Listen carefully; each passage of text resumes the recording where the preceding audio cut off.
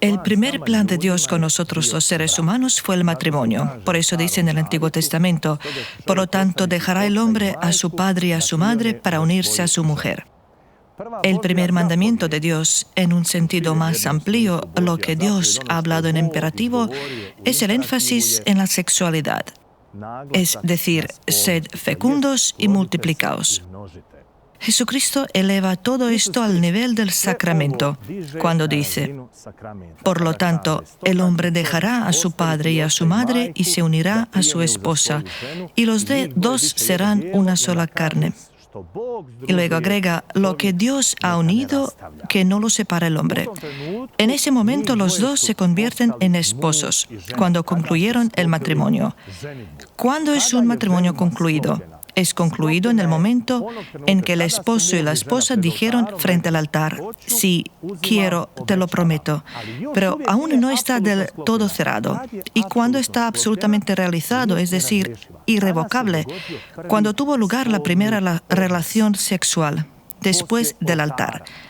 Entonces, para que un matrimonio tenga lugar en la Iglesia y sea absolutamente concluido e irrevocable hasta la muerte, es necesario pronunciar la palabra y hablar en el lenguaje corporal de uno mismo. Podemos decir esto en términos laicos, de hecho, dar lugar a nuestro cuerpo también.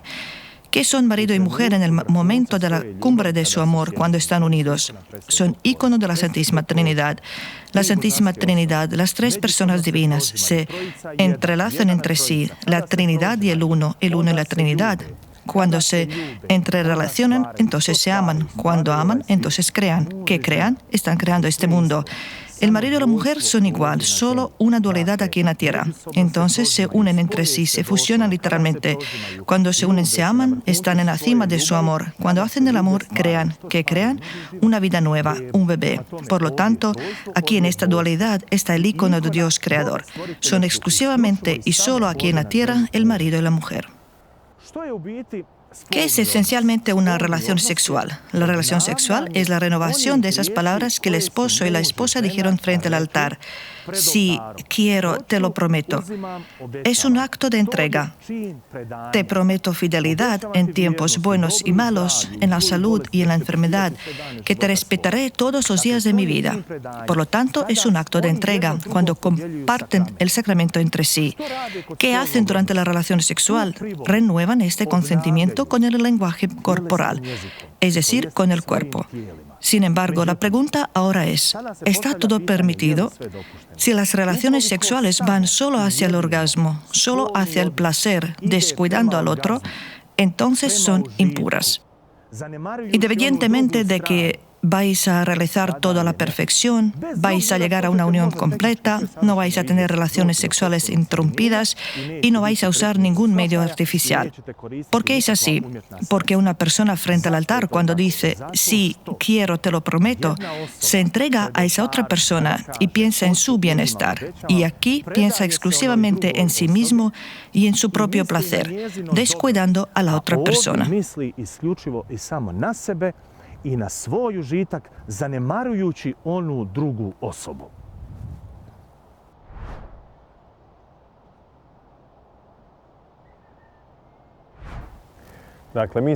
Nosotros somos seres racionales. Dios nos ha dado la razón y somos seres racionales dentro de una naturaleza irracional. Somos los únicos creados a la imagen de Dios, es decir, tenemos esta capacidad de razón. La misma razón permite separar y entonces cuando algo se separa está allí la libre voluntad. Cuando uno se ha decidido a separar, es decir, a elegir en su vida. Y cuando decimos que somos seres racionales, que usamos la razón, es decir, que planificamos naturalmente nuestra familia de acuerdo con nuestros recursos, es decir, de acuerdo con nuestros bienes mentales, físicos y espirituales y materiales, significa que respetamos todos nuestros talentos, capacidades, potenciales que Dios nos ha dado. Pero debemos contar con una cosa, que todos somos únicos, que todos somos originales. Esto significa que cuando decimos, por ejemplo, bienes físicos, no todas las madres tienen la misma capacidad física para tener un hijo. Así que ninguna parte, absolutamente ninguna parte dice, ningún documento de la Iglesia ni en la Biblia, cuántos hijos debe tener un cristiano. Se recomienda, según los documentos eclesiásticos, que es bueno tener una familia numerosa, pero no tenemos, repito, todos los mismos bienes físicos, mentales, espirituales y materiales. ¿Qué significa, digamos, tener bienes espirituales? Una pareja casada y otra pareja casada no tienen la misma fe. Bienes psíquicos no tienen la misma madurez unas personas que otras personas y sus capacidades deben respetarse. Así que cuando apuntamos con el dedo a alguien y decimos, podría haber tenido más hijos y no los ha tenido, en realidad estamos señalando sus capacidades y talentos que tal vez no haya desarrollado. ¿Debería desarrollarlos en una relación con Dios? Sí, definitivamente que sí. Pero lo que nos obliga a todos de alguna manera es lo siguiente. Diste a luz un hijo o 21 hijos, es deber de todos esforzarnos y empeñarnos en criar a ese niño católico. I uložiti maksimalni napor i odgojiti to dijete katolički.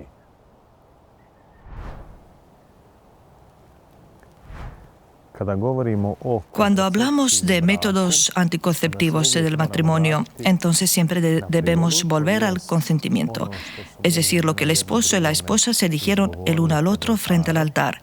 Te prometo fidelidad en tiempos buenos y malos, en la salud y en la enfermedad. Prometo amarte y respetarte todos los días de mi vida. Eso se dice en el esposo y la esposa en el lenguaje corporal de su acto sexual. Entonces, es una apertura a la vida. ¿Qué es exactamente la anticoncepción? La anticoncepción no se inventó para prevenir el embarazo.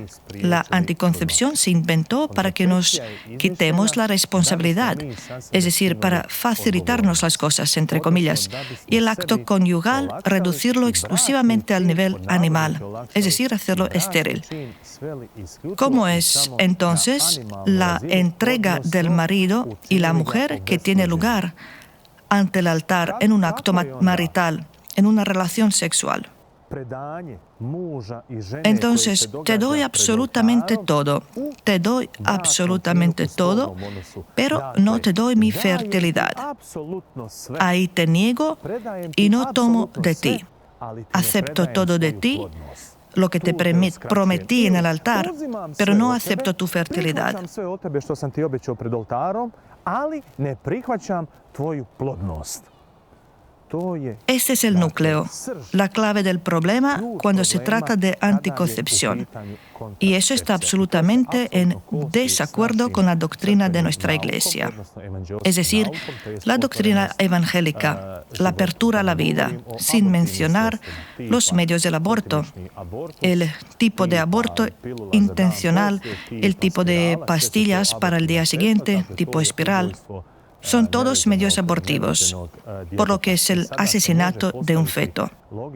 Ahora podemos hacer una pregunta lógica.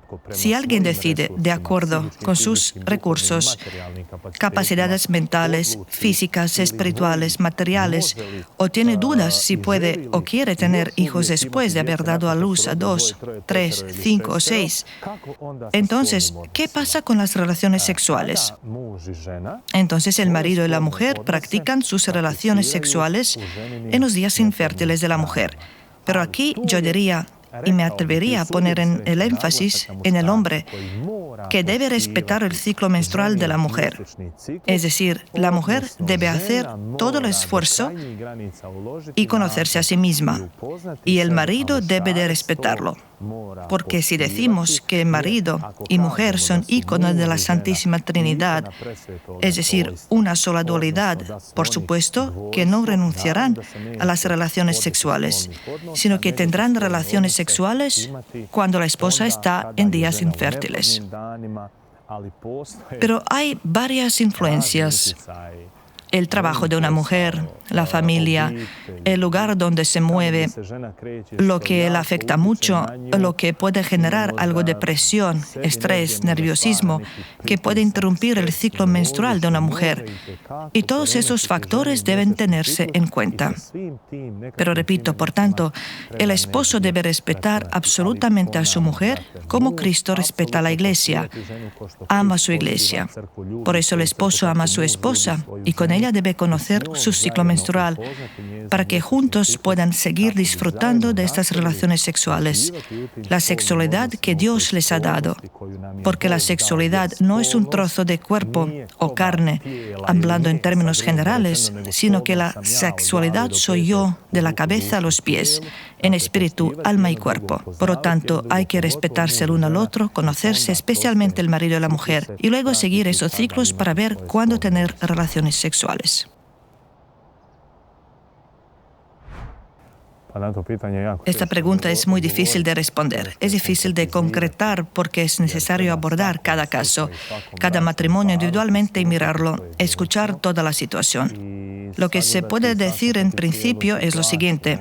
Siempre hay que partir de la pregunta: ¿todo lo que hago en el matrimonio me acerca a mi cónyuge o me aleja de él?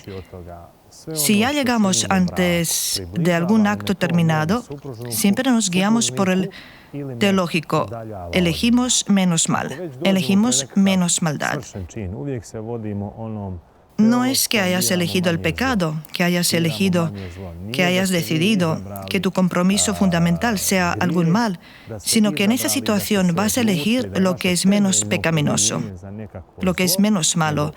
Pero no hay que renunciar a los ideales, no hay que renunciar a las creencias, no hay que renunciar a la persuasión, la conversación, la comunicación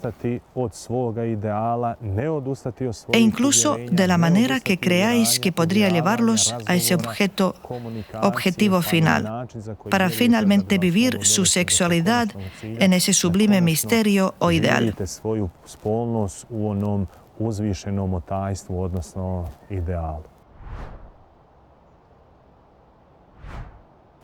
Gracias a los dos. Debo admitir que ha sido una experiencia nueva y agradable.